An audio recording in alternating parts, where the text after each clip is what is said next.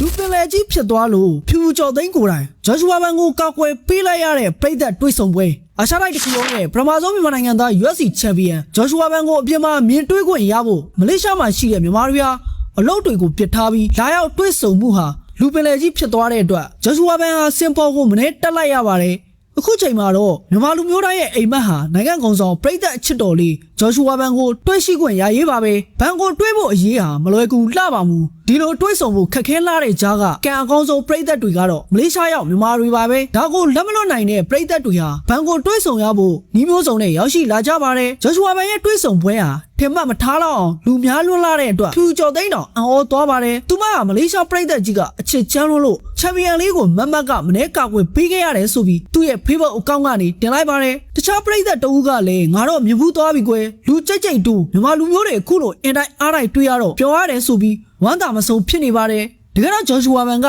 CRC ရဲ့25နှစ်ပြည့်ငွေရတုအတွက်အထူးဧည့်သည်အနေနဲ့တက်ရောက်လာတာပါကျင်းပမဲ့နေရာကပြည်သက်တွေလာဖို့မလုံလောက်တဲ့အတွက်ဂျော်ဂျူဝါဘန်နဲ့တီးသန့်တွေးဆုံပွဲကို25ရက်နေ့မှာစီစဉ်လိုက်တာပါဒါကြောင့်မလေးရှားရောက်မြန်မာတွေအကုန်လုံးဂျော်ဂျူဝါဘန်ကိုအပြင်မှာကိုယ်တိုင်ကိုယ်ကျအဝကြည့်ခွင့်ရတာပါနောက်ရက်အနည်းငယ်အတွင်းမှာထိုင်းကိုလာမှာဖြစ်တဲ့အတွက်ဒီထက်ပိုများတဲ့ပြည်သက်တွေကိုထိုင်းနိုင်ငံမှာတွေ့ရဖို့ရှိပါတယ်